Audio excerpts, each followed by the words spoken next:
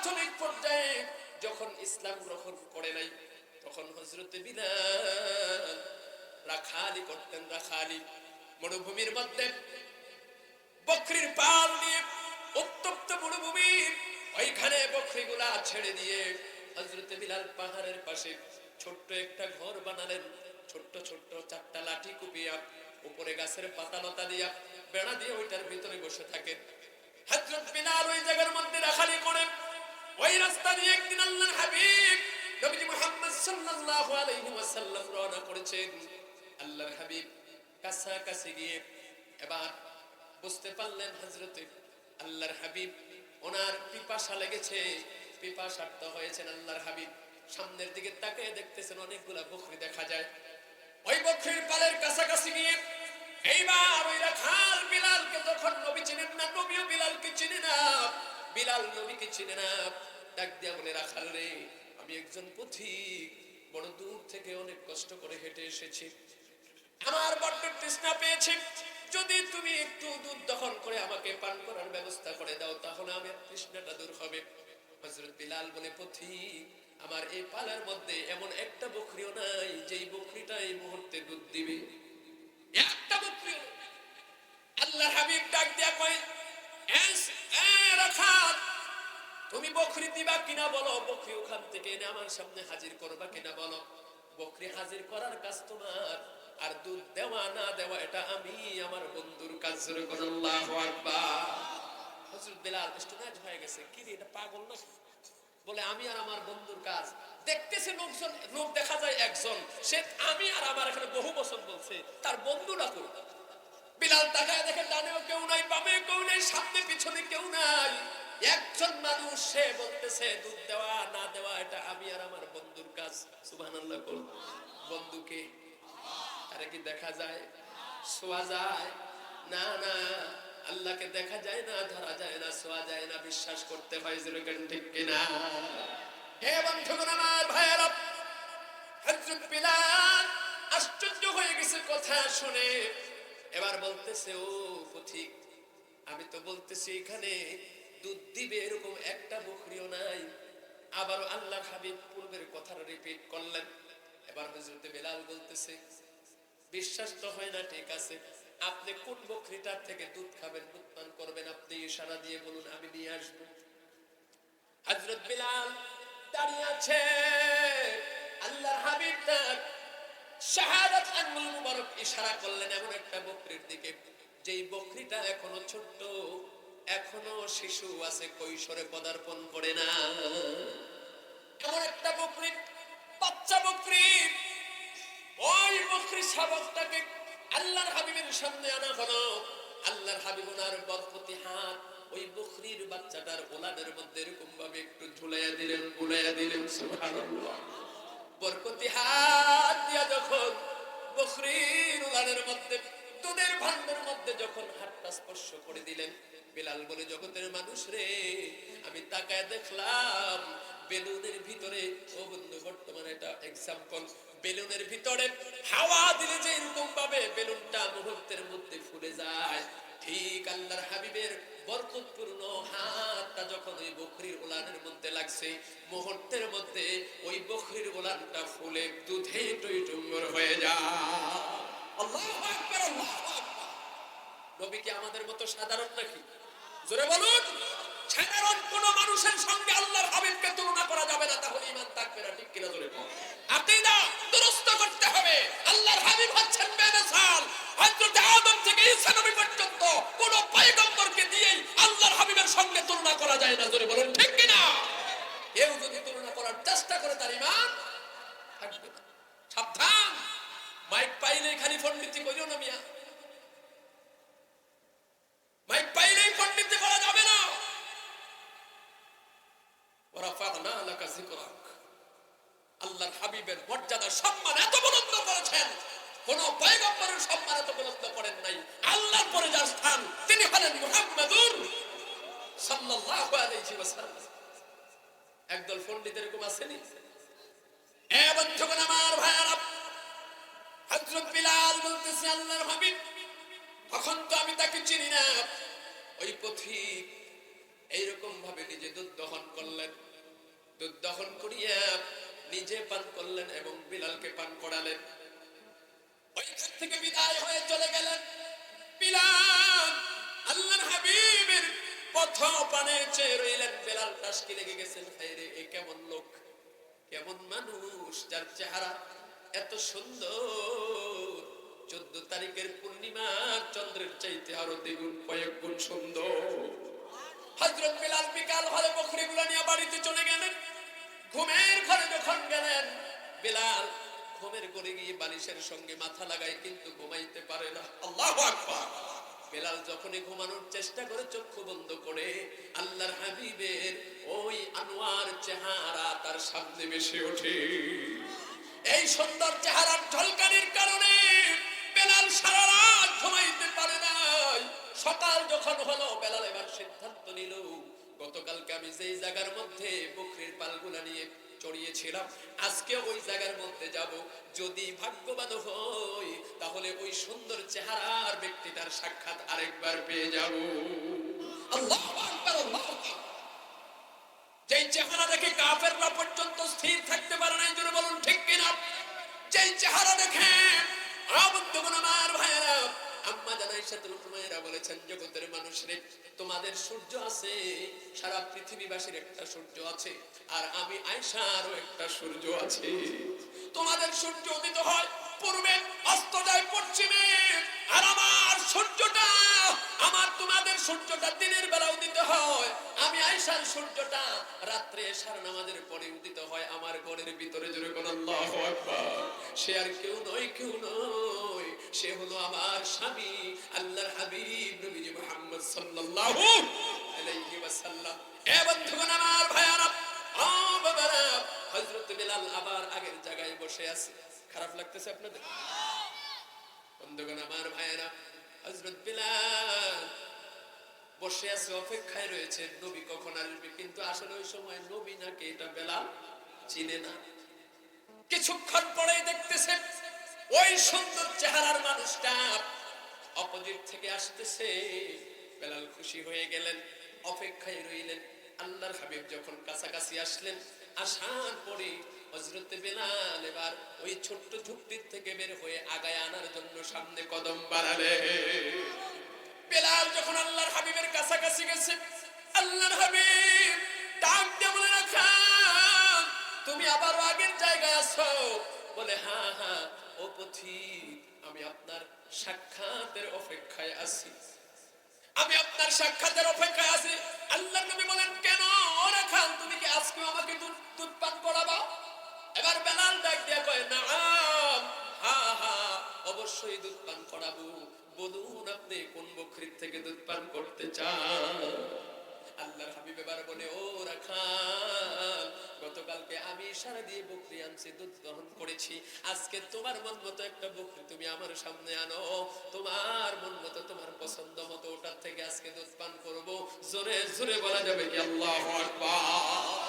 কিতাবে লেখেন, হযরত বেলাল মনে মনে চিন্তা করে, গতকালকে তো নিজের আঙুলের ইশারা দিয়ে আনছো, এইবার আজকে দেখবো তোমার হিম্মত কত, এবার আমার মন মতো আনবো। হযরত বিলাল ওই পাল থেকে খুঁজে খুঁজে খুঁজে খুঁজে এমন একটা বকরি আনলেন, যে বকরিটা ওই পালের মধ্যে সবচাইতে বৃদ্ধ, সবচাইতে বুড়া, দাঁতগুলা পড়ে গেছে, আকাদের হয়ে গেছে, কোনো কাজ হবে না, পাথর দুইটা একসাথে করে বাড়ি দিলে উদ্ধার হবে না। বুঝেন নাই কথা? ভাইরা আমার, আল্লাহর হাবিবের সামনে যখন ওই বকরিটা আনা হলো, আল্লাহর হাবিব আল্লাহ পাকের নাম নিয়া, কার নাম? জোরে বলুন কার? আল্লাহ পাকের নাম নিয়ে যখন বিসমিল্লাহির রহমানির রহিম বলিয়া ওই বৃদ্ধ বকরির স্তনের মধ্যে যখন হাত বুলালেন, সাথে সাথে বেলুন যেরকম ফুলে যায়, মুহূর্তের মধ্যে ওই বৃদ্ধ বকরিটার উলানটা দুধেই ভরপুর করে দিলেন। যিনি, তিনি কে? জোরে বলুন তিনি কে? বন্ধুগণ আমার ভাইয়ের, আল্লাহর সেই ক্ষমতা আছে রে। ইন্নামা আমরুহু ইযা আরাদা শাইআন আইয়াকুলা লাহু কুন ফায়াকুন।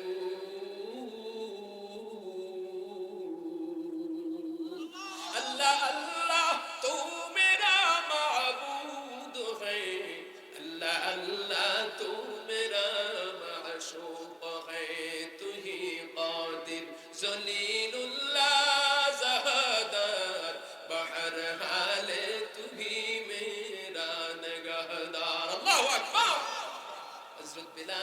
সহ্য হয়ে গেল। এবার আল্লাহর হাবিব নিজে দুধ দহন করলেন, নিজে পান করলেন, বিলালকে পান করালেন। বিলাল এবার বলতেছে, ও পথিক, কোথায় আপনার বাড়ি, কোথায় আপনার ঘর, কি আপনার পরিচয়? আল্লাহর হাবিব এবার ডাক দিয়া বলে, আমার পরিচয় একটা, আনা গোলামুর রহমান। জনগণ আল্লাহু আকবার। আমি হলাম রহমানের গোলাম। কার গোলাম? আনা আব্দুল্লাহ, আমি আল্লাহর বান্দা। বিলাল কয়, মান আল্লাহ, আল্লাহ কে?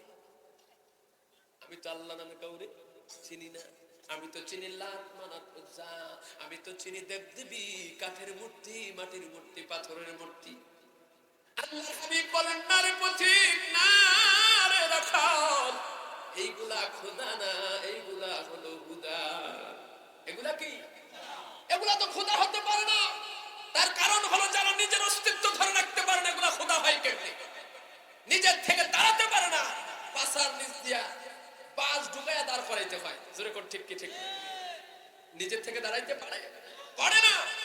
আল্লাহ পাক এদের ব্যাপারে কোরআনের মধ্যে বলেছেন, দাউফাত তালিব ওয়াল মাতলুব। এই সমস্ত কাঠের মূর্তি, এই সমস্ত মাটির মূর্তি, পাথরের মূর্তি, স্বর্ণের মূর্তি, রূপার মূর্তি, এইগুলা হচ্ছে মাতলুব, দুর্বলের চাইতে আরো দুর্বল। আর মানুষ হলো তালেব, মানুষ দুর্বল, কিন্তু তারা মাতলুব, দুর্বলের চাইতে আরো দুর্বল। মানুষ দুর্বল হয়ে তার চেয়ে আরো দুর্বলের কাছে সাহায্য চায়। এটা বোকামি ছাড়া আর কিচ্ছু না। ধরে বলুন ঠিক কিনা? কুত্তায় পেশাব করে নিজের বাঁচাইতে পারে না, এটা আবার গোলামরে বাঁচাইবো কেমনে, বান্দা বাঁচাইবো কেমনে? ঠিক কিনা? জোরে বল। আল্লাহর নবীর কাছে একজন আসছে, প্রায় সময় আসতো, কিন্তু তার হাতের নিচে একটা মূর্তি থাকতো। তো একদিন আসছে, আসার পরে মূর্তিটা সাইডে রাখছে, বেড়ার সাথে ঠেস দিয়ে। আল্লাহর হাবিব তাকায় দেখে মূর্তির একটা হাত নাই। কি নাই? একটা হাত নাই। নবী জিজ্ঞাসা করে, কি ব্যাপার, তোমার খোদার এই অবস্থা কেন? হুজুর, জিদুর ছিল, এক আছার দিয়ে হাত ভেঙে গেছে। তোমার খোদার হাত তুমি আছার দিয়ে ভাঙছো, ঘটনা কি? কি অন্যায় করছে তোমার খোদা? কয়, আসার পথে পেশাবে ধরছিল। কিসে ধরছে? পেশাবে ধরছিল। আমি এটার গাছের গোড়ায় রাইখা নিচে গেছি পেশাব করতে। এখন হঠাৎ করে দেখি আওয়াজ পিছন থেকে আসতেছে, সেনসেন সেনসেন সেনসেন আওয়াজ পিছন থেকে আসতেছে। আমি তো পেশাব করি সামনে, পিছনে আওয়াজ কে? এখন উপরের দিকে তাকায় দেখতেছি আমার খোদার কাছে আইসা কুকুর একটা বাম ঠ্যাং আলগি দিয়া কাম সারতে আছে। আমি কত কইলাম, ও খোদা তুরু কও, তুরু কও, একটা বারের জন্য কইল না। কুত্তার কাম কুত্তায় সাইরা চলে গেছে। জিততে এক আসার দিছে, একবার ডাইনা ভেঙে গেছে। কেমন খোদার কেমন গোলাম, ঠিক কিনা? জোরে বল। হ্যাঁ বন্ধুগণ আমার, ভাইরা আমার, আল্লাহ হচ্ছেন রাজাধিরাজ।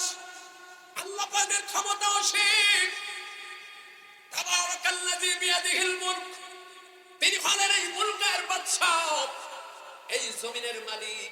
এই জমিনের মধ্যে এই মুলকের বাদশাহী যিনি করবেন, বাদশা যিনি, তিনি কে? বন্ধুগণ আমার, ভাইরা আল্লাহ পাক বললেন, আমি হলাম গোলাম ওই আল্লাহ। হযরত বেলাল বলে, ওই আল্লাহকে বলে, ও রাখাল, ওই আল্লাহ বলেন তিনি। উপরের দিকে তাকাও, কি দেখতেছো? কয় আকাশ। কয় আকাশের কোনো খুঁটি আসেনি। কয় কোনো খুঁটি তো দেখতেছি না। ওরা খাল, তুমি রৌদ্র থেকে বাঁচার জন্য যে একটা ছোট্ট ঘর বানাইছো, এটার খুঁটি আসেনি। কয় খুঁটি তো আছে। কয় কেন দিছো? কয় খুঁটি না দিলে তো উপরের এই ছাদ থাকবে না।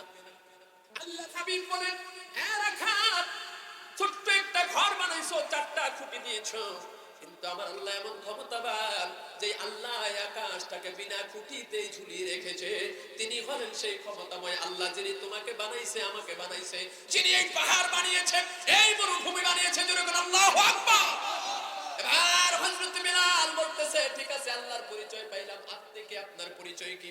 এবার বলতেছে, ও রাখাল, আমি হলাম ওই আল্লাহর পক্ষ থেকে প্রেরিত রাসূল, আমি হলাম নবী, আমি হলাম পয়গম্বর। যেরকম আল্লাহু আকবার। আর যেরকম আল্লাহু আকবার। হযরত বিলাল সাথে সাথে আল্লাহর হাবিবকে বলতেছে, নবী গো, আমি বহুদিন ধরে এই সত্যের সন্ধানটা খুঁজতেছিলাম। আমি যতবার আমার উমাইয়া, আমার মালিককে জিজ্ঞাসা করেছিলাম, উমাইয়া হলো বাটপার, ওই বাটপারের কাছে যতবার বলেছিলাম, সে শুধু আমাকে মূর্তির কথা বলেছে, মূর্তির কথা, আল্লাহর কথা একটা বারের জন্য বলে নাই। নবীজি আমি আর দেরি করতে চাই না, আপনি আমাকে পড়ায় দেন লা ইলাহা ইল্লাল্লাহু মুহাম্মাদুর রাসূলুল্লাহ সাল্লাল্লাহু আলাইহি ওয়াসাল্লাম। বন্ধুগণ আমার ভাইয়েরা, হযরত বেলাল ইসলাম গ্রহণ করলেন। হযরত বেলাল বাড়িতে চলে গেলেন। ইসলাম গ্রহণের এই খবরটা আর গোপন রইল না। আরেক বাটপারের কানে চলে গেল, সে হলো আবু জাহাল। আর আবু জাহালের বন্ধু ছিল উমাইয়া, চোরে চোরে মাসতুতো ভাই। যেরকম ঠিক কি ঠিক না? চোরে চোরে মাসতুতো ভাই। এক বাটপার আরেক বাটপারের সঙ্গে বন্ধুত্ব করেছে। আবু জাহাল হযরত বেলালের ইসলাম গ্রহণের ব্যাপারটা উমাইয়ার কাছে পৌঁছে দিল। ও উমাইয়া, আমাদের বাপ দাদার ধর্ম নিয়ে আমরা এত কষ্ট করতেছি, আমরা আমাদের দেব দেবীর পূজা করি, কিন্তু তোমার ঘরের মধ্যেই তো আমাদের শত্রু আছে। কই কে? কই তোমার কেনা গোলাম বেলাল তো ইসলাম গ্রহণ করেছে, আব্দুল্লাহর ছেলে মুহাম্মদের সেই মন্ত্র পড়েছে। জোরে কোন নাউজুবিল্লাহ। উমাইয়া বলে তাই নাকি? বলে হ্যাঁ। শুরু হয়ে গেল বেলালের উপরে অত্যাচার, শুরু হয়ে গেল বেলালের ঈমানের পরীক্ষা। ও আমার সবপাড়ার মুসলমানেরা, আজকে এই মাহফিলের কারণে, এই মাহফিলের মাধ্যমে এই এলাকার মুসলমান নর নারীদের পরীক্ষা চলতেছে। জোরে কোন ঠিক কিনা? আমার আল্লাহ কোরআনে ঘোষণা করেছেন, ওয়ালা নাবলুওয়ান্নাকুম বিশাইইম মিনাল খাউফি ওয়াল জু। আল্লাহ পাক কিন্তু পরীক্ষা নেবেন, অবশ্যই পরীক্ষা দিবেন। মুমিনদের পরীক্ষা নেবেন আল্লাহ পাক খাউফি ওয়াল জু। ও বন্ধু, ভয় ভীতির মাধ্যমে। কিসের মাধ্যমে? ভয়। বন্ধুগণ আমার ভাইয়েরা, হযরত বেলালকে ভয় দেখানো শুরু হয়ে গেল। বেলালকে উমাইয়া বলতেছে, বেলাল এখনো সময় আছে, যদি ওই মন্ত্রতন্ত্র, ওই কালেমা যদি বলে না যাও, তাহলে তোমাকে জানে মেরে ফেলবো। বেলালকে একের পরে এক অত্যাচার তার উপরে করতেছে। বেলালকে এমন অত্যাচার করতেছে, নিষ্ঠুর উমাইয়া উত্তপ্ত মরুভূমির মধ্যে, পাথরের মরুভূমিতে ওটের পিঠে বেঁধে বেলালকে ওই উটের পাছার মধ্যে পিছনের সাইডে পেরেক ঢুকিয়ে দিয়ে ছেড়ে দিত। ওই পেরেকের যন্ত্রণায় ওটা স্পিরিটে দিয়ে উড়াইত। নবীর আসে আল্লাহর গোলাম বেলাল পাথরের সঙ্গে আঘাত খাইতে খাইতে হযরত বেলালের শরীরের চামড়াগুলো ফেটে ফিনকে দিয়ে রক্ত বের হয়। পাথরের সঙ্গে আঘাত খেয়ে বেলালের শরীর থেকে গোশতগুলা খুলে খুলে পড়ে যায়। বেলাল শুধু আহাদ আহাদ বলে, বেলাল শুধু আহাদ আহাদ বলে। উমাইয়া ওই ঘোড়াকে থামাইয়া এবার বেলালকে বলে, বেলাল এখনো সময় আছে, ওই আহাদ নামটা ভুলে যাও, এখনো সময় আছে, কলমা ভুলে যাও। জোরে কোন নাউজুবিল্লাহ। বেলাল উমাইয়ার চেহারার মধ্যে থুতু নিক্ষেপ করে বলেন, ও পাষাণ নিষ্ঠুর, রে বেঈমান, আমি বেলালকে তুই জানে মেরে ফেল, এরপরে আমি বেলাল জীবন দিতে রাজি, এরপরে আমি বেলাল ঈমান দিব না। মুসলমানি হুয়াত মর্দান হাদান ইনানে খুদ বদস্তে খাস জাদান গরব সুরত আদমি সাবুদে আহমদ ও জাহান হম এক সাবুদে। আল্লাহু আকবার। হযরত বেলাল কই জীবন দেব কিন্তু ঈমান দেব না। আর আমরা মুসলমান, আমাদের চরিত্রে এমন, যদি একটু বিপদে পড়ি আল্লাহকে বলে যাই, আল্লাহকে গালি দিতেও দ্বিধাবোধ করি না। ঠিক কিনা? এ বন্ধুগণ আমার ভাইরা, না না, ওমান ইত্তাবাকা মিনাল মুমিনিন, নবী গো আপনার ইত্তেবা অনুসরণ করনে ওয়ালা ওই রকম মুমিনদের জন্য আমি আল্লাহ যথেষ্ট। হযরত বিলাল তাকে এবার আগুনের কয়লা সাজিয়ে আগুনের কয়লার উপরে চিৎ করে শোয়াইয়া বিলালের বুকের উপরে পাথর চাপা দিয়া রাখছে। বিলালের শরীরের গোশত পোড়া গন্ধে এলাকার মানুষ থাকতে পারে না, গোশত পুড়ে যায় আর শরীর থেকে চর্বি গুলা পড়ে পড়ে আগুন গুলা নিভে যায়। আবার নিষ্ঠুর উমাইয়া নতুন করে আগুনের কয়লা রেডি করে, এরপরও বেলাল হাত ভুলে না গো। আশিক ছিল, আর আমরা নবীর আশিক দাবি করি, মুসলমান দাবি করি। আমরা মিথ্যা ছাড়তে পারি না, আমরা সুদ খাই, ঘুষ খাই, আমরা বিবিদেরকে পর্দায় নিতে পারি না। আমাদের মা মেয়ে লোকেরা বেপর্দায় চলে, শয়তানের বাক্সের মধ্যে না গেলে তাদের মজা লাগে না, অর্থাৎ পার্লারে যায় না সাজলে তাদের ভালো লাগে না। এরকম মুসলমান আছে না? না, জোরে বলুন, আছে না? না, আপনাদের এলাকায় মনে হয় নাই। কথা তো লম্বা হয়ে যাবে, বলবো নাকি? জিকির করি লা ইলাহা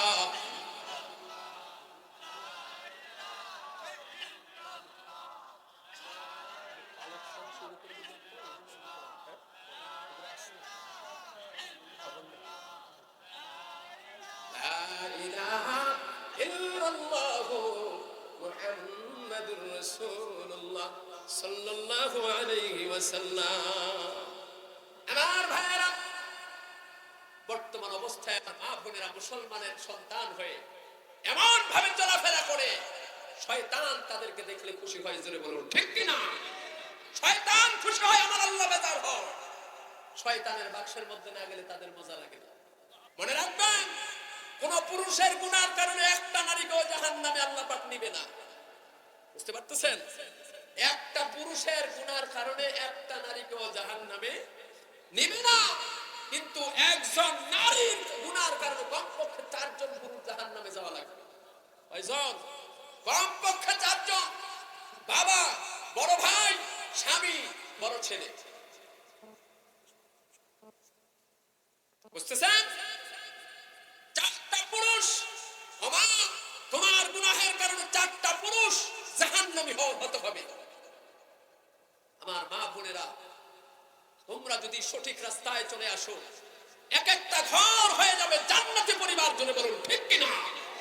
কিন্তু আজকে আমাদের মা বোনেরা শিক্ষিত হইতেছে ঠিক, কিন্তু শিক্ষিত হইতেছে, কিন্তু তাদের মধ্য থেকে ইমানি তাওয়াজ্জু, ইমান চলে যাচ্ছে বহু দূর, যোজন যোজন দূরে চলে যাচ্ছে। ঠিক কিনা? আগেকার মা বোনেরা তারা শিক্ষিত ছিল কম। এই যে চাচায় বসে আছে, চাচার মা এবং ওনার স্ত্রী অথবা তার আগের আমাদের যে নানি দাদিরা, তারা কিন্তু লেখাপড়া তেমন একটা জানতো না, খুব কম। সিগনেচার করতে পারতো না, টিপসই দিত। 10 টাকার নোট আর 100 টাকার নোট একখানা করে দিলে বলতে পারতো না কোনটা কত টাকা। তারা এত সরল ছিল, কিন্তু তাদের ঈমান ছিল সুন্দর। কথা বলুন ঠিক কিনা? তার কারণ কি? আমার আল্লাহ কোরআনে ঘোষণা করেন, ইন্নাল্লাহা জামিলুন ওয়া ইউহিব্বুল জামাল।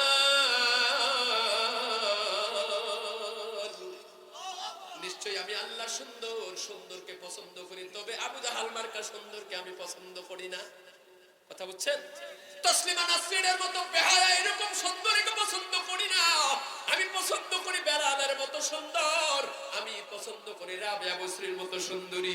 যদিও গায়ের কালার কালো, কিন্তু তাদের অন্তর ছিল সুন্দর। জোরে কোন ঠিক কিনা? আর আমার মা বোনেরা অন্তর কালা হইতে হইতে, কারণ গীবত শেখায়েত, এরপরে নামাজ না পড়ার গুনাহ, বেপরদায় চলার গুনাহ, স্বামীর কথার অবাধ্যে চলার গুনাহ করতে করতে অন্তর করে ফেলছে কালো। আর এই দুনিয়ার যত আটা ময়দা আশকারা মাসকারা সব মাইকা এরপরে ডানা কাটা ফরির মতো সুন্দর হয়ে থাকে। কথা বলুন ঠিক কিনা? শরীরের চামড়া সুন্দর, কিন্তু ভিতর একেবারে কুলসিত। ঠিক কিনা? দূরে তো ওই যে উপর দিয়া ফিটকার, ভিতরে সদরটা। উপরে রঙিন সঙ্গিন, ভিতরে কেন্দা। কেন্দা ফল মুরব্বীরা চিনবো, কেন্দা ফল উপরে দিয়ে একেবারে দেখতে মনে হয় যেন এখনো পাইরা খাই, কিন্তু ভাঙার পরে এটা ডাইরেক্ট ভূমি আসে। ঠিক কিনা? জোরে কর। যদি এরকম যন্ত্র পাওয়া যাইতো বাংলাদেশে, মুমিন পরীক্ষা করার যন্ত্র যদি পাওয়া যাইত, তাহলে আমার মনে হয় লাখের মধ্যে 2-4 জন ছাড়া অন্তর পরিষ্কার হলো মানুষ। আর বেডিয়াইতে আছে বেশি, এটির মধ্যে সবচেয়ে বেশি খতরনাক, কারণ এগুলার ভিতরে অহংকার বেশি। ঠিক কিনা? জোরে কর। চামড়া যদি একটু সুন্দর হয়, তাইলে আশেপাশের কালা বেডিয়াইতে এমনি পছন্দ হয় না। এরপরে এমনি জামাই যদি একটু ভালো পয়সা ইনকাম করে, তাইলে আশেপাশের মহিলাগুলো তো জমাই দেয় না। আর যদি ইউরোপ আমেরিকা থাকে, তাহলে তো কথাই নাই। ঠিক কি ঠিক না? সবাই রে দাসীবাদী মনে করে। কথা বলুন ঠিক কিনা? না, মানসিকতা, নারী কোনোদিনও জান্নাতে যেতে পারবে না, ফাতেমা ওই কাফেলার মেম্বার হতে পারবে না। জোরে বলুন ঠিক কিনা? আল্লাহ পাক ঘোষণা করেছেন, ওয়াফারনা ফি বুয়ুতিকুন্না ওয়ালা তাবাররাজনা তাবাররুজাল জাহিলিয়াতিল উলা। আল্লাহু আকবার। নারীদের জন্য ঘরের ভিতরে হচ্ছে, তাদের জন্য ঘরের ভিতরে থাকা, পর্দায় থাকা তাদের জন্য কল্যাণ, পর্দার বাহির হলে তাদের জন্য অকল্যাণ। ইফতিজিং এর শিকার হবা, ধর্ষণের শিকার হবা। তোমাদের চলাফেরার কারণে আজকে ম্যাক্সিমাম নারীরা ধর্ষিত হচ্ছে, ইজ্জত হারাইতেছে। এটা কোন অন্য কাউকে দোষ দেয়া লাভ নাই। জোরে বলুন ঠিক কিনা? শয়তানের বাক্স আপনার এলাকায় মনে হয় নাই? আল্লাহর আসেনি? আসেনি? এর মধ্যে না গেলে হাতাকে বলে পেটের বাধা তোমার। এগুলো তো ক্ষণস্থায়ী, ক্ষণিকের জন্য, ঠিক কিনা?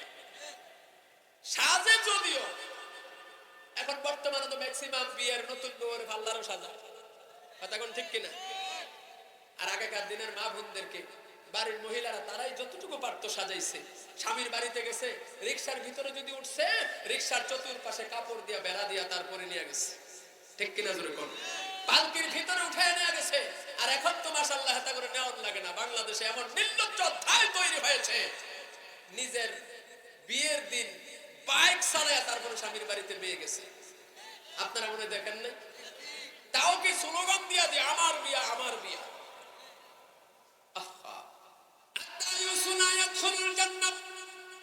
কোনদিন জান্নাতে প্রবেশ করবে না। ও বন্ধুগণ, আমার ভাইয়েরা, মা বোনেরা, এই চেহারা থেকে পশম ওঠানো সম্পূর্ণ হারাম, ঠিক কিনা? চেহারা থেকে পশম উঠায় পুরুষ লাভ করে, এরপরে আজকারা মাসখারা লাগাইয়া বেগানা পুরুষের সামনে যায়, অথচ 14 জনের বাহিরে দেখা দেওয়া সম্পূর্ণ হারাম। যেই নারী বেগানা পুরুষের সঙ্গে অবাধে চলাফেরা করবে, মেলামেশা করবে, ওই নারী জান্নাতের ঘ্রাণও পাবে না। অথচ বুখারীর বর্ণনা, জান্নাত 500 বছর দূরে থাকতেই জান্নাতীরা জান্নাতের ঘ্রাণ পাবে। তাহলে এই সমস্ত নারীদেরকে কত দূরে রাখা হবে? জোরে বলুন ঠিক কিনা? বন্ধুগণ, আমার ভাইয়েরা, এক বেচারা বিয়ে করবে, বলতাম নি বিয়ে করবে। এখন বিয়ে যে করবে, যেই জায়গায় বিয়ে করবে ওই মেয়ের বাড়ি হলো খালের ওই পার। খাল বুঝেননি? খাল আমাদের কুমিল্লার ভাষা, খালের ওই পার। এখন যেতে হয় বাঁশের সাঁকু দিয়া, কি দিয়া? বাঁশের সাঁকু দিয়ে। এখন যে মেয়ের বিয়ে হবে, মেয়ের চেহারা হলো কালো। তার বান্ধবীরা এসে বলতেছে, চাচা মেয়ের বাবারে ধরছে যে আমাদের বান্ধবী তো এমনিতেই কালো, অন্তত আজকে দিনের জন্য আপনার মেয়ের জামাই আইসা যাতে তার চেহারা দেখা তার কলিজাটা শান্তি পায়, এরকম একটা ব্যবস্থা করা দরকার না? ওটা কেমনে? জামা দিয়া বসলে হইব? কয় না, জামা দিয়া বসলেই তো তো কেমনে করতে হইব? কয় কিছু টাকা খরচ করা লাগবে। কয় টাকা? কয় দেন, বেশি লাগবে না, 4-5 হাজার টাকা দেন, তাইলেই হয়ে যাবে। এখন 4-5 হাজার টাকা বেচারা বাঁচতেছে। দেওয়ার পরে মনে করেন আপনাদের আশেপাশের বাজার কোথায় আছে? শহর সোমপাড়া, ওইখানে মনে করেন শয়তানের বাক্স একটা আছে, ওই পাল্লারের মধ্যে নিয়ে গেছে। নিয়া 4-5 জন লোকে আছে, টাকা তো কমানে নাই, বেড়ারে পাম ফুটতে দিয়ে টাকা আনছে। আইনা এবার একবারে সব বান্ধবীরা সহ, যেই বিড়ির বিয়া এই বিড়ির যেমনি সাজাইছে তারাও সাজছে, টাকা তো বেশি আনছে। একেবারে আটা ময়দা মাইকা যে সাজন সাজলে এখনকার মেয়েরা ঠিক মতো কানতেও পারে না, কারণ চোর ভানি বললে বেটকে যায়, ঠিক কি ঠিক না? এরপর আবার ফ্যান লাগাই রাহন লাগে। ওই বাজারে যেরকম কিছু গরু, তাজা মোটা গরু কোরবানির সময় উঠলে দেখেন গরুর মালিক ফ্যান 3 সাইডটা নিয়ে ফিট করে, ঘামায়া যায়। কি হয়? ঘামায়া যায়। তো তাদেরকেও ফ্যানের নিচে রাখা লাগে, কারণ ঘামায়া গেলেও বেটকে যায়। কথা বুঝেন না? পানি লাগলেও সমস্যা, ঘাম অতিরিক্ত ঘাম পড়লেও সমস্যা। এখন তো সাজায় সুজায় বাড়িতে আনছে। এখন চাচারা ডাক দিছে, চাচা আসে, আপনি টাকা দিলেন, টাকা দিয়ে আপনার মেয়েরে কেমন সাজাইলাম দেখবেন না? এখন সব দিয়ে এক সিরিয়ালে বসছে। এখন বেড়ার মাইয়া কোনটা বেড়া ছিল না, সব তো এক তালের হয়ে গেছে। আমার মেয়ে কই? কই এই যে বৈশা রয়েছে। আরে কই কি? কয় হ্যাঁ এটাই। এখন মেয়ে ডাক দিয়ে কয়, আব্বু এই যে আমি এখানে। বেচারা কই যাক, টাকা দিয়ে সার্থক হয়েছে। যেই সুন্দর দেখা যায় আমার জামাই, দেখা তো খুশিতে গদগদ হয়ে যাবে, ঠিক কি ঠিক না? এই ঘটনা কোয়ার আগে দিয়ে আরেকটু কথা বলি। আমার যেটা মাওলানা আব্দুল বাতিন সাহেব বদরপুর নেসেরা সিনিয়র ফাজিল মাদ্রাসার সাবেক প্রিন্সিপাল, এখনো আছে, আমাদের বংশের প্রথম আলেম, আল্লাহ তার হায়াতে বরকত দান করুন, বলুন আমিন। উনি একটা ঘটনা বলছেন, তো মেয়ের বিয়ে, মেয়েকে তার বান্ধবীরা মিল্লা সাজাইতেছে, সাজাইয়া গুছাইয়া এরপরে তাকাইয়া বলতেছে, বান্ধবীকে তোর এত সুন্দর লাগতেছে। তারা হাসতেছে, কিন্তু মেয়েটা কান্না করতেছে। মেয়েটা কি করে? মেয়েটা কান্না করে। জিজ্ঞাসা করা হলো, বান্ধবী তোমার তো আজকে কান্নার দিন নয়, এত সুন্দর করে সাজিয়েছে, কত সুন্দর লাগতেছে, কিন্তু তুমি কান্না করতেছো, ঘটনা কি? কয় বান্ধবী রে, তোমরা তো হাসতেছো এক কারণে, আমি কান্না করতেছি আরেক কারণে। কয় কেন? বান্ধবীরা, যার জন্য তোমরা আমাকে সাজাইছো, তোমাদের চোখে ভালো লাগতেছে এই জন্য তোমরা খুশি হাসতেছো, কিন্তু যার সঙ্গে আমি সারাটা জীবন সংসার করব, আমার স্বামী যদি আমাকে পছন্দ না করে, তাহলে আমার জীবনটাই বৃথা, জীবনটাই বৃথা। ঠিক কিনা জোরে কও। ও আমার মুসলমান ভাইয়েরা, এই পৃথিবীর জমিনে যে আল্লাহ পাঠালেন, যে আল্লাহ জান্নাত জাহান্নাম তৈরি করলেন, এত আশা করে যে আল্লাহ এই জমিনের মধ্যে পাঠালেন, ওমা খালাকতুল জিন্না ওয়াল ইনসা ইল্লা লিয়াবুদুন, আমি জিন এবং ইনসানকে পাঠাইছি শুধুমাত্র আমি আল্লাহর গোলামি করার জন্য। ওই আল্লাহ যদি তোমাকে আমাকে পছন্দ না করে, আল্লাহর হাবিব যদি আশিক হিসাবে গ্রহণ না করে, তাহলে তো এই জীবনটাই বৃথা হয়ে যাবে। জোরে বলুন ঠিক কিনা। আমার বন্ধুগণ, আমার ভাইয়েরা, এবার যখন বিয়ে শাদী কমপ্লিট হয়ে গেল, বিয়ে শাদী কমপ্লিট হয়ে গেলে পরে ওই মেয়েকে এবার নিয়ে যাওয়ার পালা। সবাই যখন রওনা করছে, বর তার বিবির নিয়ে রওনা করছে, হাতের মধ্যে ছাতা একটা আছে, ওই যে বেশি রোদ লাগলে বেটকে যাইব, বুদ্ধি করে হাতেরা ছাতা একটা দিয়ে দিছে। এখন রওনা করছে, বাসের সাঁকুর উপর দিয়ে যখন দুলা আর দুলাইন উঠছে, পিছন দিক দিয়ে একটা সিল্লানি পড়ছে, জায়গা রে জায়গা, একটা সিল্লান দিছে। কারণ হইল, যদি বরের পাশাপাশি কাছাকাছি থাইকা কোন রকম এই ইয়াটা পার হইয়া গাড়ির কাছে যাওয়া যায়, তাহলে পট করে একটা সীমা যায় গাড়ি উঠে গেলেই তো কারবার ফিনিশ। কারণ ওই মেয়ের সঙ্গে তো ওই নতুন বধুর সঙ্গে তার বোনেরা, ইয়াং যুবতী কিছু মেয়ে যায় না, এই যুবতীরা থাকবে, তাদের সঙ্গে একটু দুষ্টামি করা যাবে, এরকম একদল লম্পট যুবক আছে না? আর যুবক তো কথা কি কম, বরের বনজামাই, এমন কিছু বনজামাই আছে খবিস মার্কা, হেতার বউয়ের হেতে বাড়ির থেকে আসার সময় কন্ডিশন দেয়া যায়, তোর ভাইয়ের বিয়াত আমি যাইতে পারি, শর্ত একটা, তোর ভাই যে গাড়ি দিয়া যাইবো, জেনে দিয়ে আইবো, এটার মধ্যে আমার বসাইতে হবে। এখন ঠিক কি আসেনি? আসেনি? ভিতর খারাপ, ঠিক কি ঠিক না? চরিত্র নষ্ট হয়ে গেছে। এবার যখন খেলার সোরে ধাক্কা দিয়ে যখন উঠে গেছে, যেই বাঁশের সাঁকু ধারণ ক্ষমতা আছে 10 জনের, এই বাঁশের সাঁকুর মধ্যে ঠেলার সোরে উঠছে 30 জন। কয়জন উঠছে? মাঝামাঝি গেছে, আরে মেরমেরি দিয়ে একটা আওয়াজ দিয়া থপাস, সব পানি কাব্বাইয়া কুব্বাইয়া জান শেষ। এখন সবার তো চিন্তা যে যেমনি উঠতে পারে, আর বেড়ার চিন্তা কি, যার যাও আমার বউটা কই, যেরকম ঠিক কিনা। বাচ্চারা পানির নিচে থেকে আতাই উতাই একটারে বাইর করছে, উড়াইয়া ঠাস করে ছেড়ে দিছে, কই এটা আমারটা না, আসলে এটাই বেটারটা। ওই যে আল্লাহর নিয়া সাজাইছে, কালারে দলা বানাইছে, পানির মধ্যে লাগার সাথে সাথে পেটকায়া সব শেষ, যেই সকিনা হেই সকিনা হয়ে গেছে। এখন হেতে আলগি দিয়া, কারণ বিয়া করছে, কবুল করছি যার লগে, এত ডানা কাটা পরীর মতো সুন্দর দেখছি, এখন এটা দেখি কালা ফাতিলের তলার মতো, এটা আমার ডানা বয়ে ছেড়ে দিছে, আরো 2-4 কেজি পানি বেশি খাওয়াইছে। জোরে কোন ঠিক কিনা? না, ও আমার মা বোনেরা, প্রকৃত পর্দা করো, খাস পর্দা করো, 5 ওয়াক্ত নামাজ পড়ো, দৈনিক 5 বার ওযুর পানি দিয়া চেহারাটা ধৌত করো। তুমি পার্লারে দেয়া সাজা লাগবে না। ও মা, তোমার চেহারার মধ্যে নূর দিয়ে যিনি উজ্জ্বল করে দিবেন, তিনি কে? তিনি হলেন আমার আল্লাহ। বন্ধুগণ, আমার ভাইয়েরা, হযরত বিলাল, মনে আছে তো? বিলাল এই অবস্থা চলতেছে, বেলাল আগুনের উপরে পড়ে আহাদ আহাদ বলতেছে, ওই রাস্তা দিয়ে যাইতেছেন সিদ্দিক আকবর। আমার আলোচনা শেষের দিকে চলে যাচ্ছি। ওয়ামানিত্তাবা কামিনাল মুমিনিন, আল্লাহর হাবিবের ইত্তেবা অনুসরণ করনেওয়ালা মুমিন যারা, তাদের জন্য কে যথেষ্ট? যারা বলেন কে? হযরত বিলালের আহাদ আহাদ শব্দ শুনিয়া সিদ্দিক আকবর খুঁজতেছে, কিরে এমন করুণ সুরে কান্না করতেছে কে? কে এইভাবে আওয়াজ দিতেছে? কলিজা পুরা গন্ধকার বাহির হইতেছে।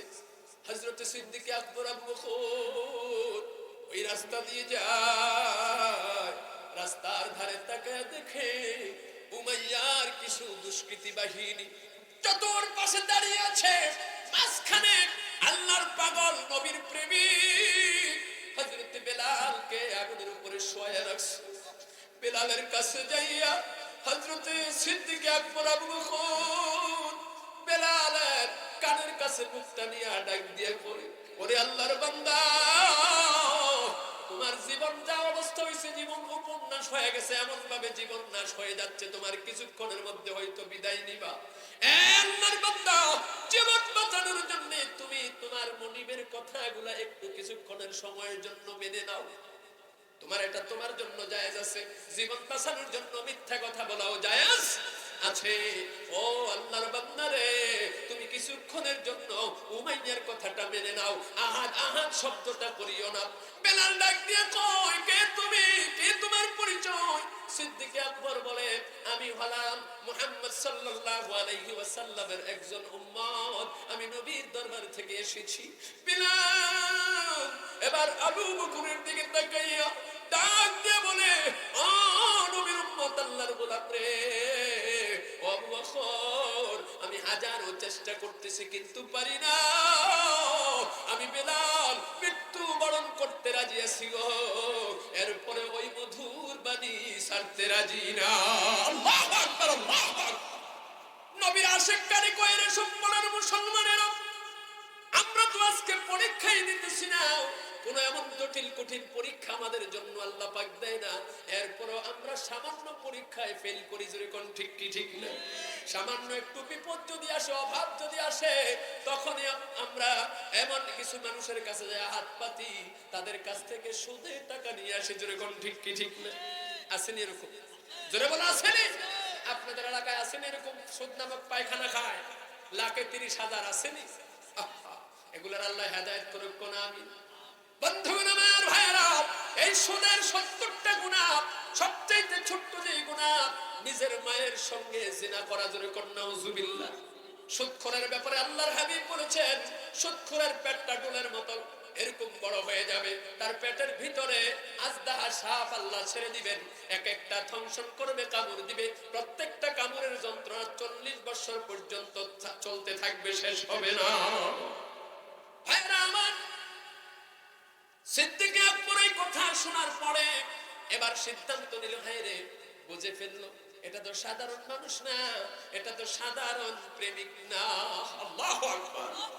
সিদ্দিক আকবর এবার সিদ্ধান্ত নিল, এই লোকটাকে যেমনি হোক উমাইয়ার কাছ থেকে তাকে দূরে সরিয়ে নিতে হবে, তাকে বাঁচাতে হবে।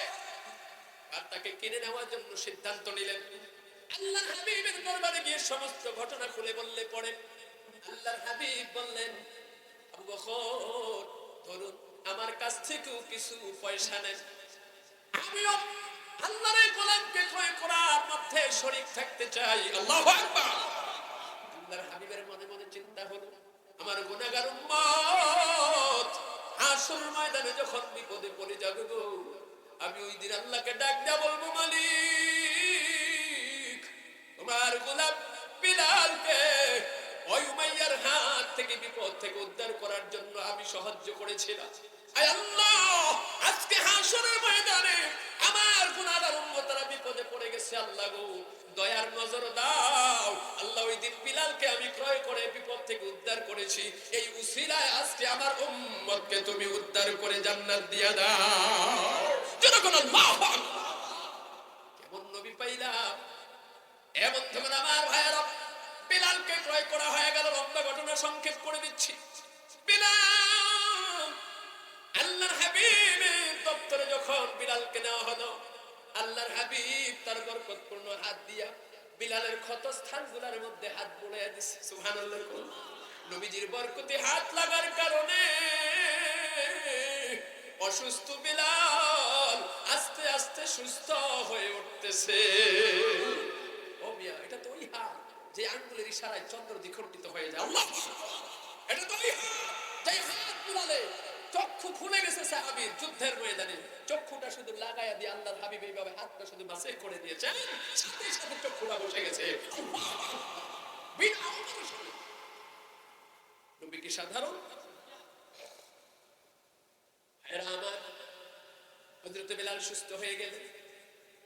বেলালকে আল্লাহর হাবিব পিএস বানালেন, পার্সোনাল সেক্রেটারি। কি বানালেন? Personal secretary. অর্থাৎ আল্লাহর হাবিবের সঙ্গে কেউ যদি সাক্ষাৎ করতো ওই সময়ে সর্বপ্রথমে বিলালের কাছে আসা লাগতো, বিলালের সঙ্গে সাক্ষাৎ করে অনুমতি নেওয়া লাগতো। জোরে কোন আল্লাহু আকবার। বিলাল এমন একটা গুরুত্বপূর্ণ পদ পাইলেন, যিনি দিলেন তিনি কে? বিনিময়ে আল্লাহর হাবিব কিছু বেতন ধারণ করছেন, ধার্য করছেন কিছু বেতন। হযরত বিলাল আল্লাহর হাবিবের দরওয়াজার পাহারাদার, সিকিউরিটি গার্ড। যখন ওই রাস্তা দিয়ে কোনো দুস্থ লোক আসা যাওয়া করে, কোনো গরিব লোক আসা যাওয়া করে, বিলালের কাছে যখন হাত পাতে, বিলাল পকেটে যা আছে বের করে দিয়ে দেয়। সুবহানাল্লাহ। আল্লাহর রাস্তায় বিলাল দান করে, আল্লাহর হাবিবের পক্ষ থেকে যে বেতনটা দেওয়া হয় সম্পূর্ণ টাকাটাই বিলাল আল্লাহর রাস্তায় দান করে দেয়। একদিন বিলালের পকেটে কোনো টাকা নাই, একজন লোক আসছে, গরিব মানুষ। ও বিলাল, আমি শুনেছি তুমি দান সাদাকা করো, তুমি দান করতে ভালোবাসো, মহব্বত করো। ও বিলাল, আমাকে কিছু সাহায্য করো। আমার বাড়িতে আমার সন্তানগুলো না খেয়ে আজকে 3 দিন না খেয়ে আছে। হযরত বিলাল পকেটে হাত দিয়া দেখে কোনো মোহর নাই।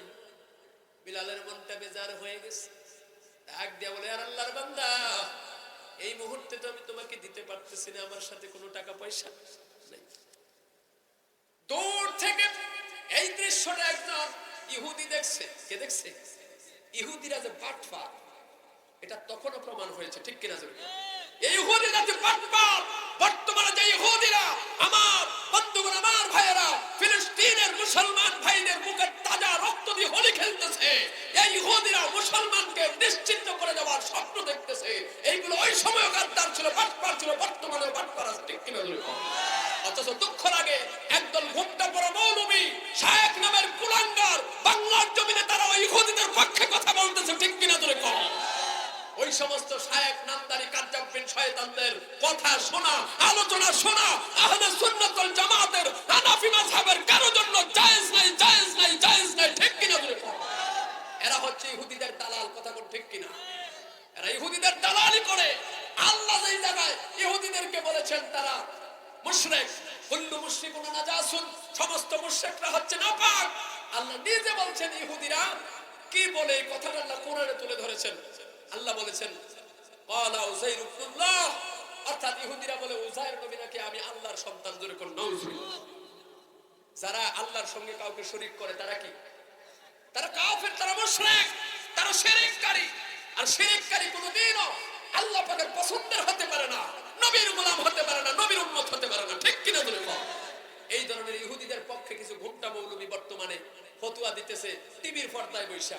সাহস থাকলে এই সোমবারের জমিনে এসে একটা ফতোয়া দাও, তোমাকে থুতু দিয়ে গোসল করায় দিবে, ঠিক কিনা? বলে হ্যাঁ না আমার ওই ইহুদি বা বেলালের কাছে গেছে, যাইয়া বেলালকে একটু ফাম দিছে, কারণ এগুলো বাটফা। বেলাল তো সরল মানুষ, বুঝে নাই। বলতেছে, বেলাল তুমি দেখেছি মনটা বেজার করেছো, ওই লোকটা তোমার কাছে কি যেন চাইছে, পয়সা আমার কাছে কিছু সাহায্য চাইছে, আমার পকেটে নাই, এই জন্য দিতে পারি না। তাই নাকি? অসুবিধা নেই, আমার অনেক সম্পদ আছে, সেই দিন তোমার পকেটে না থাকবে আমার কাছ থেকে ধার নিয়ে দিবা, তোমার যখন মন চাইবে তখন আমারে ফেরত দিবা। কথাটা কি ভালো না খারাপ? আরবিতে একটা প্রবাদ আছে, কালিমাতু হাক্কুন উরিদা বিহি বাতিল, কথা সত্য কিন্তু উদ্দেশ্য খারাপ। ওই ইহুদির উদ্দেশ্য হলো বিলালকে আটকানো, বিলালকে অপমান করা। হযরত বিলাল ওই ইহুদির কাছ থেকে মাঝে মধ্যে এনে লোকদেরকে দান করে সাহায্য করে, সহযোগিতা করে, আবার বিলালের হাতে টাকা হলে ইহুদিকে দিয়ে দেয়। কিন্তু এইভাবে দিতেছে আনতেছে, একটা টাইমে হঠাৎ করে ইহুদি বিলালের রাস্তা আটকায়া ধরছে। বিলালের রাস্তা রোধ করেছে। বিলাল কোথায় যাও? মানে আযান দিতে মসজিদে যাই। বলে মসজিদে যাইবা পড়ে। বলে কি হয়েছে? কয় বেলাল আমার কাছ থেকে অনেকগুলা টাকা তুমি নিয়েছো, আমার টাকাগুলো এই মুহূর্তে দাও, তারপরে মসজিদে যাও। বিলাল কয় আশ্চর্য, তুমি আমার আগের থেকে কোনো কিছু বলবা না, হঠাৎ করে চাইবা আমি দেবো কোথা থেকে, কয় এত শত বুঝি না, আমার টাকা দাও। চিন্তা করছেন কত বড় বাটপা? হযরত বিলাল কয় আমি এই মুহূর্তে কিভাবে দেব, কোথা থেকে দেব, কয় এত শত বুঝি না, কয় আমাকে একটু সময় দাও। ওই যাও, এক সপ্তাহ সময় দিলাম, এক সপ্তাহের ভিতরে আমার টাকা দিবা, আর না হয় আগের মতো ওরা খালি করতে হবে। নাউজুবিল্লাহ। বিলালের কলিজায় আঘাত দিয়েছে, দুর্বল জায়গায় আঘাত দিয়েছে। বেলালের সেই দুঃখের দিনের কথা মনে করিয়ে দিয়েছে।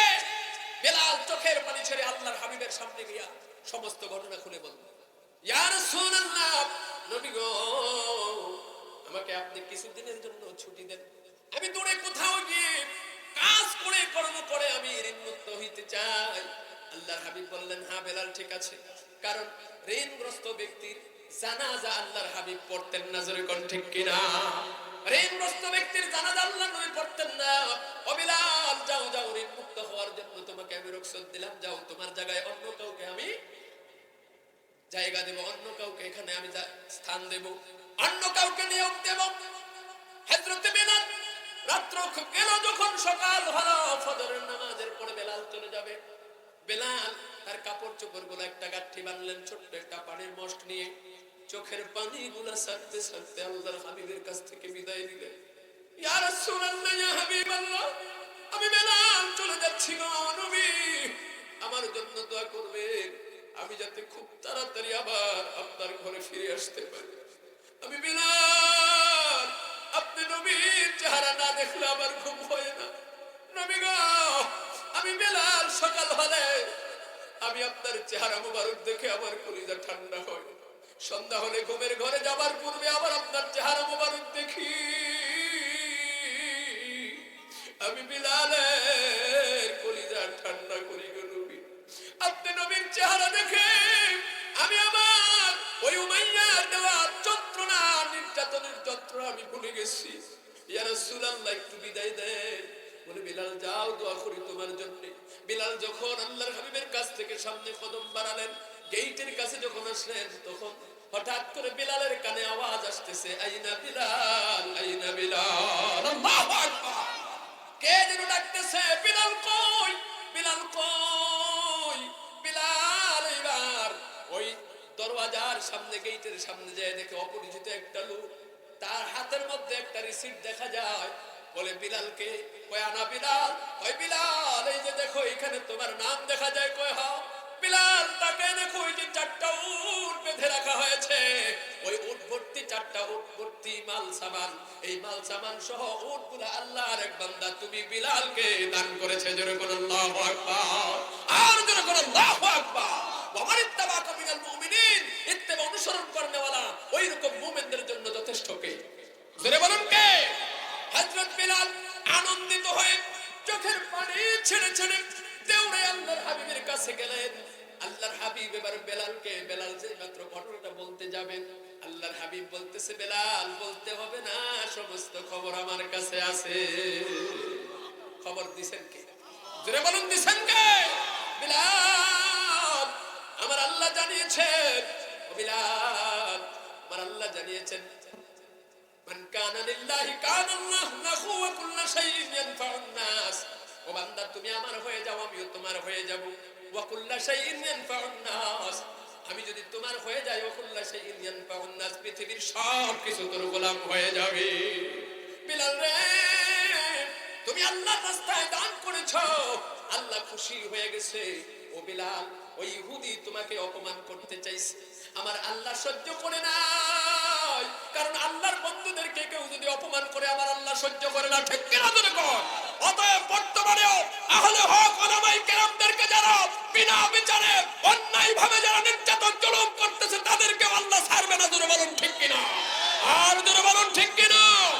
অনতি বিলম্বে ওই সমস্ত আহলে হক উলামায়ে কেরামদেরকে ওই জেলখানার ভিতর থেকে বের করে মুক্ত বাতাসে ছেড়ে দিতে হবে। ঠিক কিনা জোরে কর? আর না হয় সেই ইউসুফ আলাইহিস সালামের জামানার সেই বন্ধুগণ, আমার ভাইয়েরা, গজবের অপেক্ষায় থাকো। জোরে বলুন ঠিক কি ঠিক না? বন্ধুগণ, আমার ভাইয়েরা, হযরত বিলালকে আল্লাহর হাবিব বলতেছে, বিলাল, তুমি আমার কাছ থেকে দূরে চলে যাইতে চাইলে কি হবে? আমার আল্লাহ তো আমার কাছ থেকে তোমাকে দূরে সরে যেতে দেয় না। আল্লাহু আকবার। শুধু দুনিয়ায় নয় বিলাল, হাশরের ময়দানে তুমি আমি নবীর পাশে থাকবা। আমার আল্লাহ এমন জানিয়েছেন, বেলাল শোনো শোনো, আল্লাহ বলেছেন দোস্ত, আপনি যখন জান্নাতে প্রবেশ করবেন, জান্নাতে যাওয়ার জন্য আমি একটা সাওয়ারি আপনাকে দান করব, যে সাওয়ারির চারটা পা হবে ইয়াকুত পাথরের তৈরি। যেরকম আল্লাহু আকবার। আমিনা আল্লাহ পাক আমাকে বলেছেন দোস্ত আমার, আপনি যখন ওই সাওয়ারির পিঠে উঠবেন, জান্নাতে যাওয়ার জন্য রওনা করবেন, তখন ওই সাওয়ারির লাগাম টানার জন্য আমি সিদ্দিক আকবর আবু বকরকে ডাকবো না, সুবহানাল্লাহ কোন, আমি ওমরকে ডাকবো না, আমি ওসমান গনিকে ডাক দিব না, আমি আলীকে ডাক দিব না, ও নবী আমি ডাকবো আপনার আশিক আমার একজন গোলাম, যার নাম হচ্ছে হযরত বিলাল। আমি বেলালকে ডাক দিয়া বলবো, বিলাল আইনা, বিলাল আইনা, বিলাল। বিলাল দৌড়ে আসবে হাশরের ময়দানে। ও বিলাল, তুমি আমার বন্ধুর যে সাওয়ারিটা, এটার লাগাম ধরে ধরে আমার হাবিবের সামনে সামনে জান্নাতে প্রবেশ করো। দুনিয়া কি সদাকত মে তেরা নাম রহেগা, बिलाल तेरे नाम से इस्लाम रखना नाम रहेगा, दुनिया की सियासत में तेरा नाम रहेगा, सिद्दीक तेरे नाम से इस्लाम रहेगा, सिद्दीक तेरे नाम से इस्लाम रहेगा, दुनिया की अदालत में तेरा नाम रहेगा, उमर तेरे नाम से इस्लाम रहेगा, उमर तेरे नाम से इस्लाम रहेगा, दुनिया की सदाकत में तेरा नाम रहेगा, दुनिया की सदाकत में तेरा नाम रहेगा, उमर तेरे नाम से इस्लाम रहेगा, उस्मान तेरे नाम से इस्लाम रहेगा, दुनिया की सखावत में तेरा नाम रहेगा, अली तेरे नाम से इस्लाम रहेगा, अली तेरे नाम से इस्लाम रहेगा। चलो बोलो अल्लाहु আকবার। ও বিলাল, আমার আল্লাহর একজন বান্দা বিপদে পড়ছিল, ওই বান্দা আল্লাহর কাছে সাহায্য চাইছে, আমার আল্লাহ সাথে সাথে ঘোষণা করে দিয়েছে, আল্লাহর বান্দারে তোমাকে তো আমি ধন সম্পদ কম দেই নাই, তোমাকে বহু সম্পদ দিয়েছি, বিপদে পড়েছো, আমি আল্লাহর কাছে সাহায্য চাইছো, শোনো শোনো, আমি আল্লাহ তোমাকে এই বিপদ থেকে উদ্ধার করে দেব, তবে শর্ত হলো একটা, আমার আরেকজন বন্ধু এই মুহূর্তে বিপদে আছে, আমার ওই বন্ধু বিলালের নামে যদি তুমি 4টা উট বোঝাই করা সম্পদ মাল যদি তার নামে যদি ওয়াকফ করে দিতে পারো, তাকে দান করে দাও, তাহলে আমি তোমার এই বিশাল বিপদ থেকে উদ্ধার করে দেব। যেরকম আল্লাহু আকবার। বিলাল, এগুলো আল্লাহর পক্ষ থেকে তোমাকে দেওয়া হয়েছে, ওই যে তুমি সারা জীবন আল্লাহর রাস্তায় দান করছো, এই জন্য আল্লাহ পাক একত্রে করিয়া তোমাকে দিয়ে দিয়েছে। 2 উটের সামান বিক্রি করিয়া বিলাল ইহুদিকে বিদায় করলো, ইহুদির গালে জুতা পেটার মতো অবস্থা হয়েছে, যেরকম ঠিক কিনা? ইহুদির কাছে নিয়ে যখন টাকা ফেরত দিয়েছে, ইহুদি ব্যাকুল হয়ে গেছে যে হায় রে, আমি কি করলাম আর কি হইল। আসলে ইহুদির ষড়যন্ত্র আল্লাহ পাক বুঝছে, যেরকম ঠিক কিনা? আল্লাহ পাক উচিত জবাব দিয়ে দিয়েছে, ওয়া মাকারু ওয়া মাকারাল্লাহ ওয়াল্লাহু খায়রুল মাকিরিন। যত ষড়যন্ত্র করো, ষড়যন্ত্রকারীদের ষড়যন্ত্রের উচিত জবাব দেওয়ার ক্ষমতা আমার আল্লাহর আছে, ঠিক কিনা? বলে কম এরা আমার হযরত বিলালের কাছে আরো 2 উট বুঝাই সামান রয়ে গেল। আল্লাহর নবী বললেন, বিলাল এইগুলা তোমার আয়ত্তে, তোমার অধীনে কোষাগারের মধ্যে রেখে দাও, যখন মন চাইবে তখন নিয়ে খরচ করবে, যখন মন চাইবে এগুলার থেকে তুমি দান সাদাকা করবে। হযরত বিলাল বলে, ইয়া রাসূলুল্লাহ, ইয়া হাবিবাল্লাহ, এই 2 উট বুঝাই কি তো সমস্ত সামান আমি আল্লাহর রাস্তায় ওয়াকফ করে দিলাম, আমি এখান থেকে নিয়ে নিয়ে আল্লাহর কোনো বান্দা অথবা কোনো বান্দি বিপদে পড়লে আল্লাহর রাস্তার জন্য যখন চাওয়া হবে, তখন আমি ইসলামের জন্য খরচ করবো। যেরকম আল্লাহু আকবার, আর যেরকম আল্লাহু আকবার। আমার বন্ধুগণ, আমার ভাইয়েরা, ওয়ানিত্তাবাকা মিনাল মুমিনিন, যারা নবীর ইত্তেবা অনুসরণকারী, তাদের সঙ্গে কে আছে? জোরে বলুন, কে আছে? হযরত বিলাল ছিলেন আল্লাহর হাবিবের ইত্তেবা অনুসরণ করেনওয়ালা ওইরকম একজন গোলাম, আল্লাহর হাবিবের ওইরকম আশিক, এই জন্য আল্লাহ তাকে বিপদ থেকে উদ্ধার করে দিয়েছেন। বন্ধুগণ, আমার ভাইয়েরা, ওই আল্লাহ এখনো আছেন। জোরে বলুন, আছে না নাই?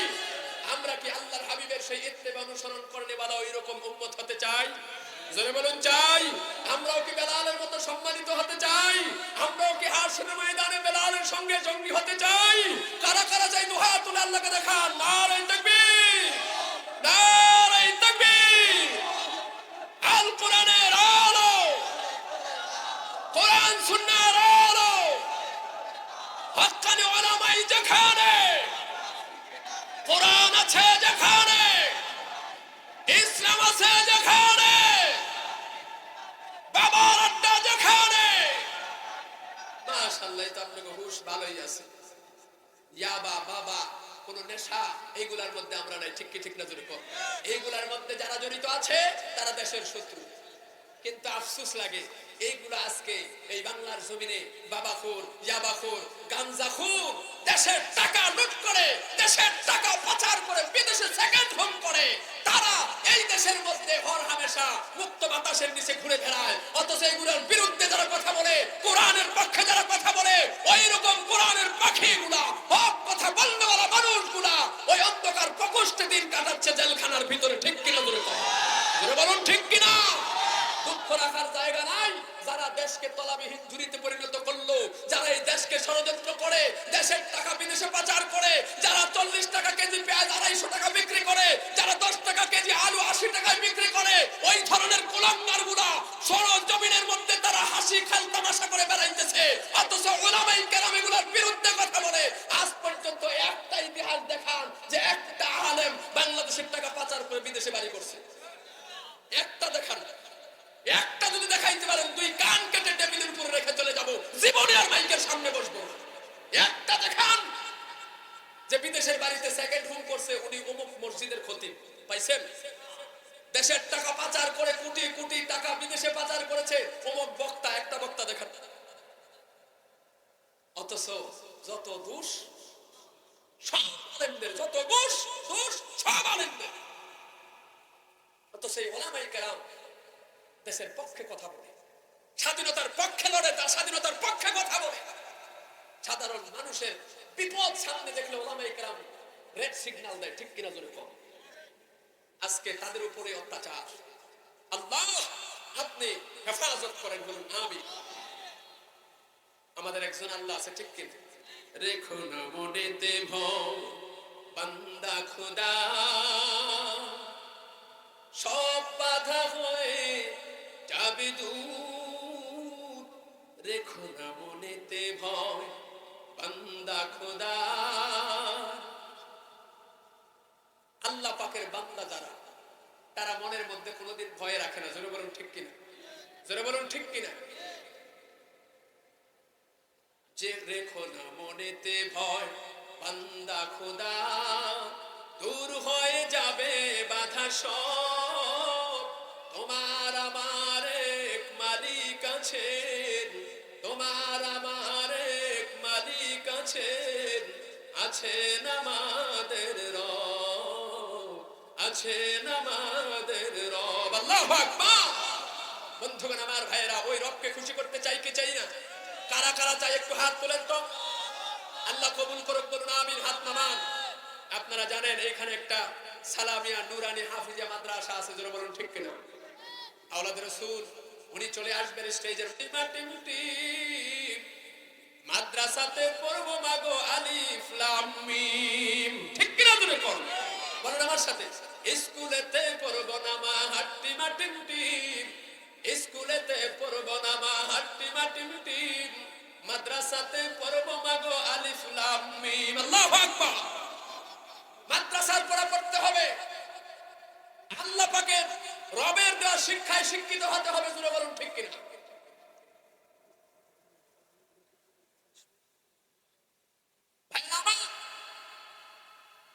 মাদ্রাসার শিক্ষায় শিক্ষিত হতে হবে, কোরআনের শিক্ষায় শিক্ষিত হয়। যে ছোট্ট ছোট্ট বাচ্চাগুলো এই যে সামনে বসা আছে, এই শিশুগুলা যখন রাস্তা দিয়ে হাঁটে, তখন নূরের তৈরি ফেরেশতারা তাদের পায়ের নিচে নূরের পাখা বিছিয়ে দেয়। আল্লাহু আকবার। নূরের তৈরি ফেরেশতারা পায়ের নিচে নূরের পাখা বিছিয়ে দেয়।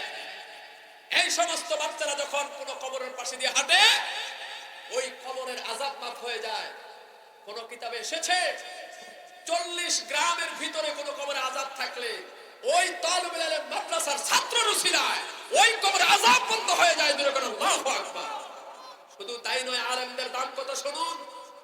قال النبي صلى الله عليه وسلم نوم العالم خير من عبادة جاهل।